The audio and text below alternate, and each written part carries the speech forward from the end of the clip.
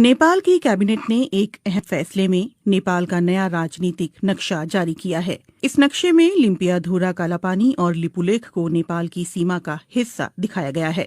नेपाल की कैबिनेट ने इसे अपना जायज दावा करार देते हुए कहा कि महाकाली यानी शारदा नदी का स्रोत दरअसल लिम्पियाधुरा ही है, जो फिलहाल भारत के उत्तराखंड का हिस्सा है। भारत इससे इनकार करता रहा है। नेपाल की कैबिनेट का फैसला भारत की ओर से लिपुलेख इलाके में सीमा सड़क के उद्घाटन के 10 दिनों बाद आया है। लिपुलेख से होकर ही तिब्बत चीन के मानसरोवर जाने का रास्ता है। इस सड़क के बनाए जाने के बाद नेपाल ने कड़े शब्दों में भारत के कदम का विरोध किया था। भारत के कदम का विरोध काठमांडू में नेपाल की संसद से लेकर काठमांडू की सड़कों तक दिखा। दरअसल 6 महीने पहले भारत ने अपना नया राजनीतिक नक्शा जारी किया था, जिसमें जम्मू और कश्मीर राज्य को 2 केंद्र शासित प्रदेशों जम्मू कश्मीर और लद्दाख के रूप में दिखाया गया था। इस नक्शे में लिम्पियाधुरा कालापानी और लिपुलेख को भारत का हिस्सा बताया गया था। नेपाल इन इलाकों पर लंबे समय से अपना दावा जताता रहा है। नेपाल के कृषि और सहकारिता मामलों के मंत्री घनश्याम भूसाल ने कांतिपुर टेलीविजन से कहा, ये नई शुरुआत है, लेकिन ये नई बात नहीं है। हम हमेशा से ये कहते आए हैं कि महाकाली नदी के पूरब का हिस्सा नेपाल का है। अब सरकार ने आधिकारिक तौर पर उसे नक्शे में भी शामिल कर लिया है। हालांकि घनश्याम भूसाल ने ये भी कहा है कि इस मसले पर आधिकारिक हल के लिए भारत के साथ कूटनीतिक बातचीत जारी रहेगी।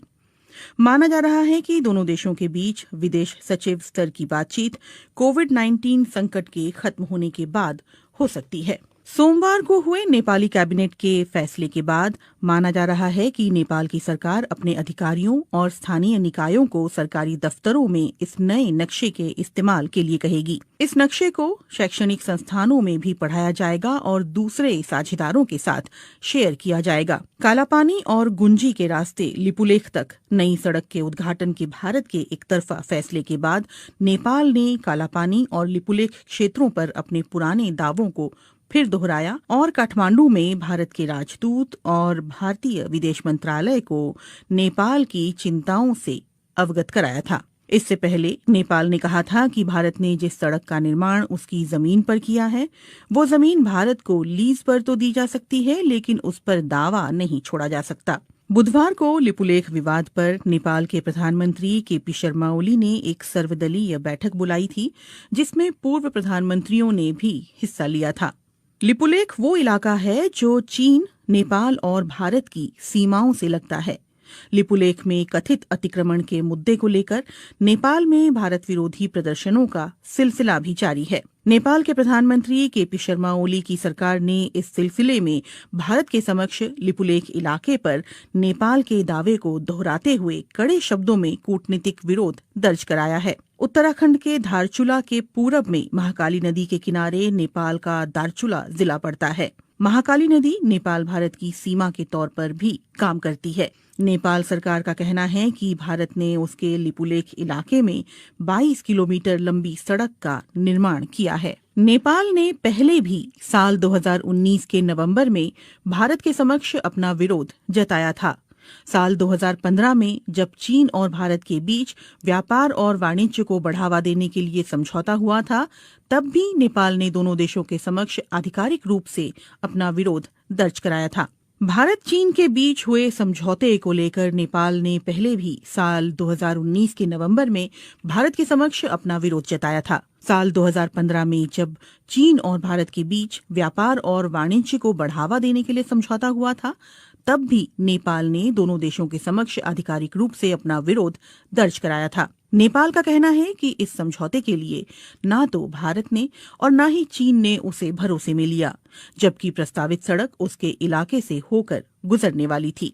इस सप्ताह जब काठमांडू में भारत विरोधी प्रदर्शन अपने चरम पर थे, तो नेपाल ने बुधवार को एक और बड़ा फैसला किया।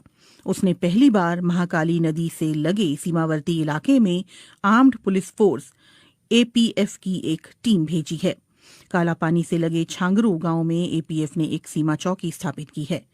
एपीएफ का ढांचा भारत के सशस्त्र सीमा बल और भारत तिब्बत सीमा पुलिस की तरह ही है।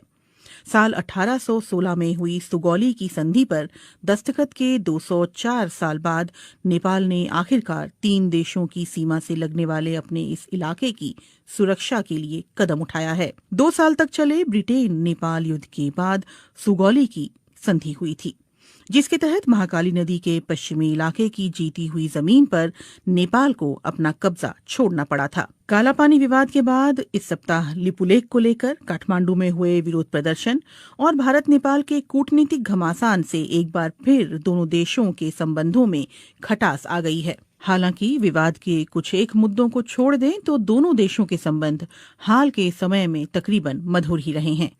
इसी महीने प्रधानमंत्री नरेंद्र मोदी और केपी शर्मा ओली ने कोविड-19 की महामारी के खिलाफ एकजुट रहने की प्रतिबद्धता जताई थी, लेकिन लिपुलेख में भारत के सड़क बनाने की घटना ने कई नेपालियों को नाराज कर दिया है। यहां तक कि प्रधानमंत्री केपी शर्मा ओली को ये स्पष्ट करना पड़ा कि नेपाल अपनी जमीन का 1 इंच भी नहीं छोड़ेगा। ऐसे में सवाल उठता है कि अचानक पैदा हुए लिपुलेख विवाद के कारण क्या भारत नेपाल मैत्री खत्म हो जाएगी? महाकाली नदी के उद्गम वाला ये पहाड़ी इलाका नेपाल के लिए इतना महत्वपूर्ण क्यों है? और ये सवाल भी उतना ही मायने रखता है कि लिपुलेख भारत के लिए भी रणनीतिक दृष्टि से इतना अहम क्यों है? नेपाल भारत संबंधों पर कई भारतीय विश्लेषकों का कहना है कि सभ्यता, संस्कृति, इतिहास और भूगोल की दृष्टि से कोई भी 2 देश इतनी नजदीकी नहीं रखते हैं जितने कि भारत और नेपाल हैं। लेकिन 1800 किलोमीटर लंबी सीमा पर दोनों देशों के दरमियान कभी न खत्म होने वाले कई सीमा विवाद भी हैं। दोनों देशों की सरहद ज्यादातर खुली हुई और आड़ी तिरछी भी है। हालांकि अब सीमा पर चौकसी के लिए सुरक्षा बलों की तैनाती बढ़ी है। मुश्किल इस बात को लेकर ज्यादा है कि दोनों देशों की सीमाओं का निर्धारण पूरी तरह से नहीं हो पाया है। महाकाली यानी शारदा और गंडक यानी नारायणी जैसी नदियां दोनों इलाकों में सीमांकन तय करती हैं। वहां मॉनसून के दिनों में आने वाली बाढ़ से तस्वीर बदल जाती है। नदियों का रुख भी साल दर साल बदलता रहता है।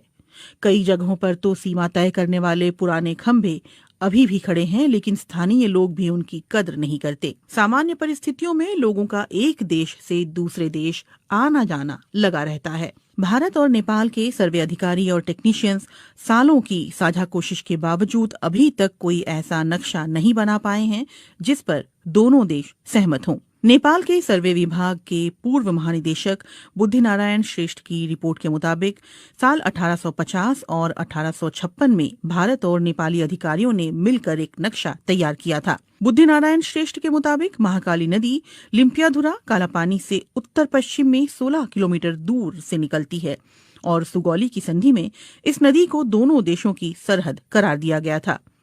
इसलिए इससे साबित होता है कि कालापानी नेपाल का हिस्सा है। लेकिन भारत इन नक्शों को सबूत के तौर पर स्वीकार करने से इनकार करता है। भारतीय पक्ष का कहना है कि इसकी जगह 1875 के नक्शे पर विचार किया जाना चाहिए, जिसमें महाकाली नदी का उद्गम कालापानी के पूर्व में दिखलाया गया था।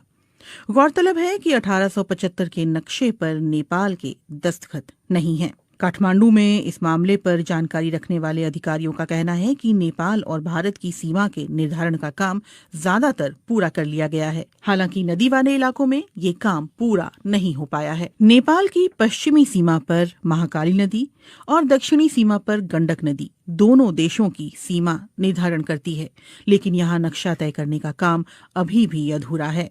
दोनों देशों के सर्वे अधिकारी और टेक्नीशियंस महाकाली और गंडक नदी पर सीमांकन के बिंदुओं के निर्धारण पर सहमत नहीं हो पा रहे हैं, क्योंकि नदियों के बहाव की दिशा बदलती रहती है। इन नदियों का रुख बीते दशकों में लगातार बदलता रहा है। लिपुलेख का विवाद ऐसे ही इलाके से जुड़ा हुआ है। नेपाल का कहना रहा है कि लिपुलेख पर्वत महाकाली नदी के पूर्व में स्थित है, जिसकी वजह से कुदरती तौर पर ये इलाका नेपाल का हिस्सा बन जाता है, और ये बात सुगौली की संधि में भी साफ तौर पर कही गई है। एनसाइक्लोपीडिया ब्रिटानिका के अनुसार सुगौली की संधि से ब्रिटेन नेपाल युद्ध की औपचारिक तौर पर समाप्ति हुई थी। संधि की शर्तों के तहत नेपाल ने तराई के विवादास्पद इलाके और महाकाली नदी के पश्चिम में सतलुज नदी के किनारे तक जीती हुई जमीन पर अपना दावा छोड़ दिया था। अगर सुगौली की संधि ये स्पष्ट रूप से कहती है कि महाकाली नदी का पूर्व का इलाका नेपाल का है, तो फिर समस्या कहाँ है? नेपाली इतिहासकारों और सर्वे अधिकारियों का कहना है कि दोनों देशों के बीच गलतफहमी इस बात को लेकर है कि महाकाली नदी का उद्गम स्थल कहाँ है और विवाद की जड़ यही है। इसीलिए सवाल उठता है कि महाकाली नदी कहाँ से निकलती है, लिम्पियाधुरा की पहाड़ियों से या फिर लिपुलेख से।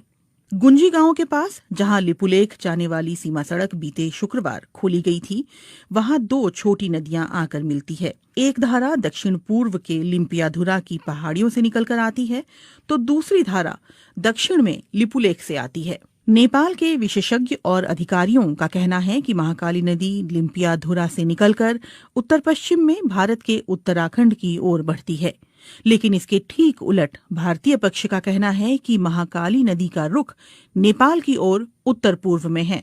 उनका कहना है कि लिपुलेख से निकलने वाली जलधारा ही दरअसल महाकाली नदी का स्रोत है और इसी से दोनों पड़ोसी देशों की सीमाओं का निर्धारण होता है। 8 मई को लिपुलेख के लिए सड़क मार्ग खोले जाने के बाद आई नेपाल की कड़ी प्रतिक्रिया पर भारत ने इस फैसले का बचाव करते हुए कहा कि किसी भी नेपाली क्षेत्र का अतिक्रमण नहीं किया गया है और ये सीमा सड़क कैलाश मानसरोवर की पारंपरिक धार्मिक यात्रा के रूट पर ही बनाई गई है। लेकिन नेपाली इतिहासकारों, अधिकारियों और जहां से भारत ने 8 मई को लिपुलेख जाने वाली सड़क का रास्ता खोला है, यानी गुंजी गांव के लोगों का ये कहना है कि नेपाली पक्ष के पास इस बात को लेकर पर्याप्त सबूत हैं कि सुगौली की संधि के अनुसार लिपुलेख और उस इलाके के कई गांव नेपाली क्षेत्र में आते हैं। विवाद दूसरे इलाकों को लेकर भी है। नेपाल की सरकार लगातार इस बात पर जोर देती रही है कि लिपुलेख और गुंजी गांव के अलावा भारत ने महाकाली नदी के उत्तर में उससे लगे कई इलाकों पर भी अपना कब्जा कर रखा है, जिसमें कालापानी भी शामिल है। कालापानी में भारत चीन युद्ध के दौरान 1950 में आईटीबीपी ने अपनी चौकी स्थापित की थी। इसके अलावा सुदूर पश्चिम में स्थित लिम्पियाधुरा को लेकर भी दोनों देशों के बीच विवाद है। वहीं नेपाल की राष्ट्रीय राजनीति में 3 दशक से भी ज्यादा समय से महाकाली कालापानी का मुद्दा उठता रहा है। नेपाल के सर्वे विभाग के अधिकारियों का कहना है कि लिपुलेख और कालापानी हिमालय क्षेत्र के सुदूर इलाके हैं जहां पहुंचना बहुत मुश्किल है और वहां कोई इंसानी आबादी नहीं रहती। यही वजह है कि नेपाल ने वहां सीमा सुरक्षा चौकी स्थापित नहीं की। अधिकारी ये भी कहते हैं कि सुगौली की संधि के अलावा नेपाल के पास और भी सबूत हैं, जिनमें संधि पर दस्तखत से पहले ब्रितानी अधिकारियों को लिखी चिट्ठी और उस दौर के दस्तावेज शामिल हैं। नेपाल कालापानी और गुंजी के स्थानीय लोगों की मालगुजारी रसीद और नेपाली मतदाता होने का पहचान पत्र भी सबूत के तौर पर दिखा रहा है।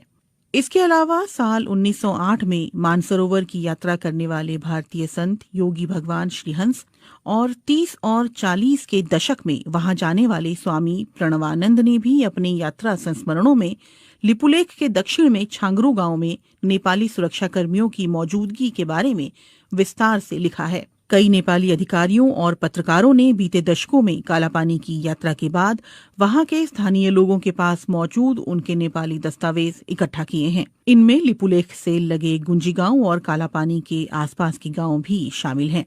भारत नेपाल के दावे को खारिज करता रहा है। काठमांडू में भारतीय दूतावास और उसके विदेश मंत्रालय ने अपनी तरफ से माहौल शांत करने की कोशिश करते हुए कहा है कि दोनों देशों के विदेश सचिव स्तर की वार्ता में इन मुद्दों पर बात की जाएगी। नेपाल में संसद से सड़क तक भारत विरोधी नारे गूंज रहे हैं और इसके बावजूद कालापानी और लिपुलेख को लेकर दोनों देशों के बीच छिड़ा विवाद सुलझता हुआ नहीं दिख रहा।